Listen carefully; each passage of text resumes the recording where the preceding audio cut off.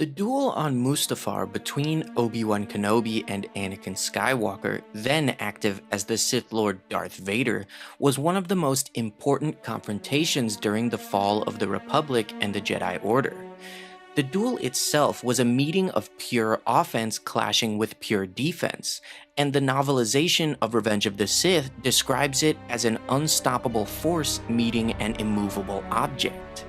Not only that, but Obi-Wan and Anakin knew each other as closely as they possibly could, so close that they were regarded as forming two halves of one complete warrior. Their styles complemented each other perfectly, which is why their duel was one of the most complex and complicated engagements of all time.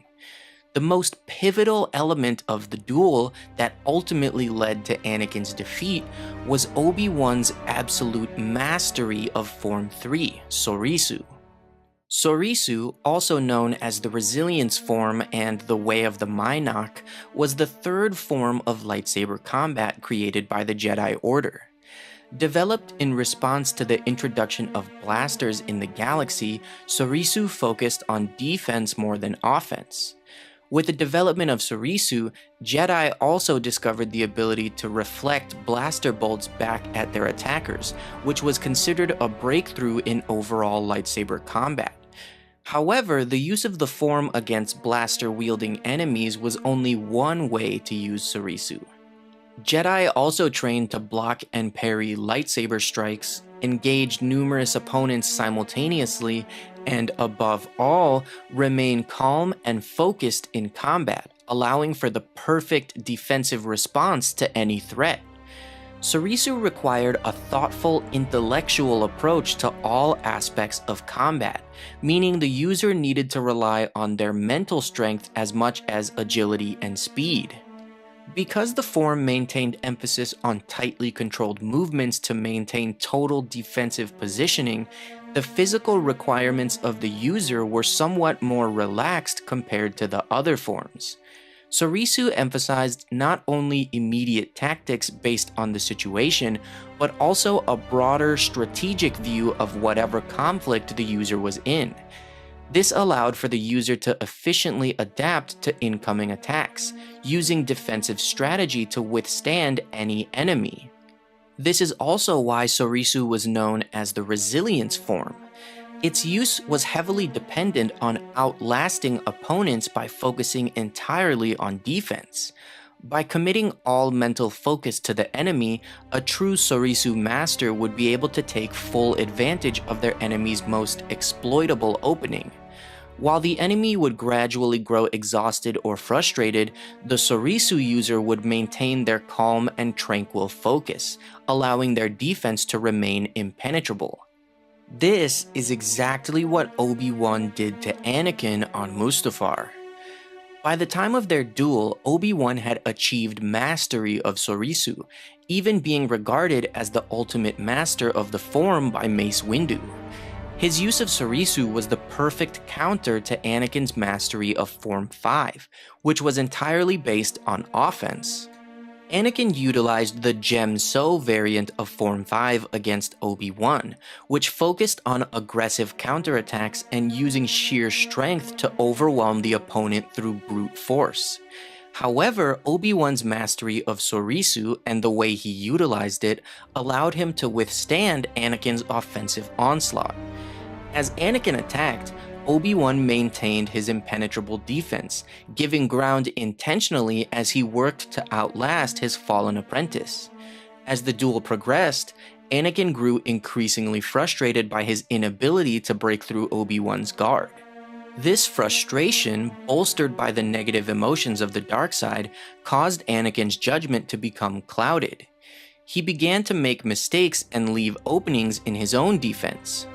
Meanwhile, Obi-Wan devoted himself fully to the practices of Soresu, maintaining a calm state of mind and his defensive guard. Analyzing the tactical advantages of his surroundings, Obi-Wan was able to gain the high ground over Anakin, knowing that the latter was likely to make another mistake. Anakin's frustration did boil over, and he made the horrible decision of trying to jump over Obi-Wan, allowing the Jedi Master to mutilate him and end the duel. His victory was truly remarkable, given Anakin's raw power in the Force and unmatched skill in lightsaber combat.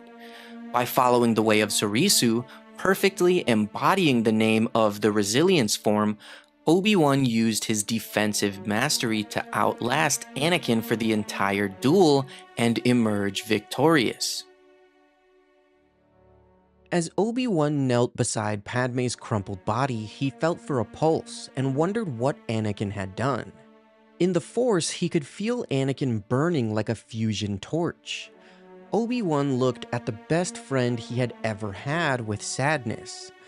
Anakin offered to let him walk away, to hide in the peace granted by the new Empire, but Obi-Wan refused and insisted that only a Sith dealt in absolutes. In response, Anakin ignited his lightsaber, and Obi-Wan sighed, bringing his own blade before him, stating that he would do what he must. Anakin leapt, and their blue blades crossed, clashing like lightning bolts as the volcano above them echoed with blasts of fire. Blade to blade, they were identical. After thousands of hours in lightsaber sparring, they knew each other better than brothers, more intimately than ever. They were complementary halves of a single warrior. In every exchange, Obi-Wan gave ground. It was his way, and he knew that to strike Anakin down would burn his own heart to ash. Exchanges flashed, leaps were sidestepped or met with flying kicks, ankle sweeps skipped over, and punches parried. Obi-Wan did anything he could to distract him, anything to slow him down, yet easily Anakin kept coming, taunting Obi-Wan in a deeper voice than ever about the power of the dark side. Obi-Wan had heard that before, but he could never have imagined that he would hear it from Anakin of all people. As they grappled with each other, Obi-Wan actually managed to reach through the Force and manipulate the electro drivers in Anakin's mechanical arm. He said to Anakin that the flaw of power was arrogance. In response, Anakin noticed how Obi-Wan was hesitating, the flaw of compassion. But Obi-Wan said that it was not compassion. It was reverence for life, respect for the man that Anakin had once been. His hesitation was regret for the man that Anakin should have become.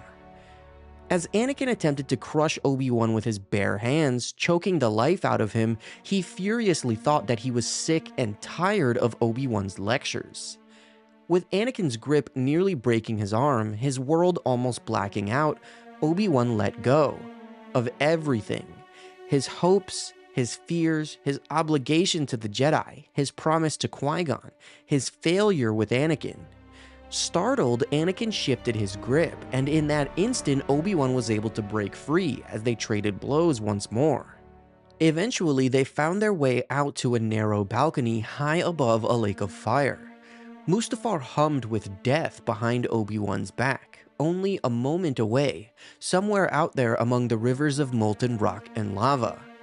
Obi-Wan let Anakin drive him toward it. He decided that death was a place they should reach together. Anakin forced him back and back, slamming his blade down with strength that seemed to flow from the volcano overhead.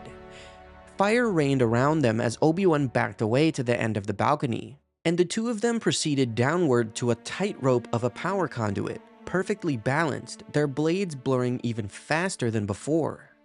Smoke shrouded their battle, and now the only light came from the glow of the lava below them and their lightsaber blades themselves. As they fought, they both realized that this was not Sith against Jedi. This was not light against dark or good against evil. It had nothing to do with duty or philosophy, religion or morals. It was Anakin against Obi-Wan. Personally, just the two of them and the damage they had done to each other. As Obi-Wan deflected slashes and chops from the creature of rage that had once been his best friend, he suddenly comprehended an unexpectedly profound truth. The man he faced was everything he had devoted his life to destroying. Murderer, traitor, fallen Jedi, Dark Lord of the Sith. And despite it all, as they fought across the hellscape of Mustafar, Obi-Wan realized that he still loved Anakin. Yoda had warned him about attachments, but Obi-Wan had never let himself understand. He had argued for Anakin, made excuses, covered for him again and again. All the while, this attachment he denied even feeling had blinded him to the dark path that Anakin walked. Obi-Wan knew there was, in the end, only one answer for his attachment to Anakin, and he let it go. Now, where the book really differs from the movie is in the way that Obi-Wan defeats Anakin. He still cuts off his legs and his left arm, but the book describes it as an accident, as in Obi-Wan was trying to deflect Anakin's attack and instead sliced through his limbs as Anakin flew over him. I don't really like that description, but that's how it is in the book. Anyway, as Anakin slid down the bank of black sand, Obi-Wan noted how his severed limbs burned in flames of lava, which were the same color as a Sith blade. He picked up Anakin's lightsaber and lifted his own, weighing them both in his hands. He pondered how similar the weapons were, but how differently they had been used. As he screamed down at Anakin, he saw a flash of metal in the sky above him, and recognized it as Palpatine's personal shuttle. He realized that Yoda might have failed and died, making him the last Jedi. Obi-Wan looked down as below him, Darth Vader burst into flames. It would be a mercy to kill him, but Obi-Wan did not feel merciful, and he knew that to climb down the lava bank would cost more time than he had. In the end, there was only one choice. He was still Obi-Wan Kenobi, and he was still a Jedi, and he would not murder a helpless man. He would leave Anakin's fate to the will of the Force, so he turned and walked away. The novelization of Revenge of the Sith does not shift to Anakin's perspective during this scene, but luckily his thoughts are shown in the Legends book The Rise and Fall of Darth Vader. So while the following lore isn't part of canon like the Revenge of the Sith book loosely is, it's still great. Anakin furiously thought that he would not die on the lava bank, that he was still stronger than Obi-Wan. Even in his injured state, as he was engulfed in flames, his screams filled with anger as well as pain, he knew he was stronger. As Obi-Wan walked away, leaving him to die, he could still feel a flicker of his old master in the Force, even through his agony. When the flames finally burned out, Anakin dug his mechanical arm into the sand, pulling himself up the slope a few millimeters at a time. With each movement, hot volcanic shards tore at his roasted flesh. It took all of his concentration and powers in the Force not to black out. Only his hatred for Obi-Wan made him want to live another day. When he finally saw his new master accompanied by 2 clone troopers, he allowed his body to go limp as darkness finally swept over him. Thank you guys for watching this video. Make sure to like and subscribe if you enjoyed it, and as always, may the Force be with you.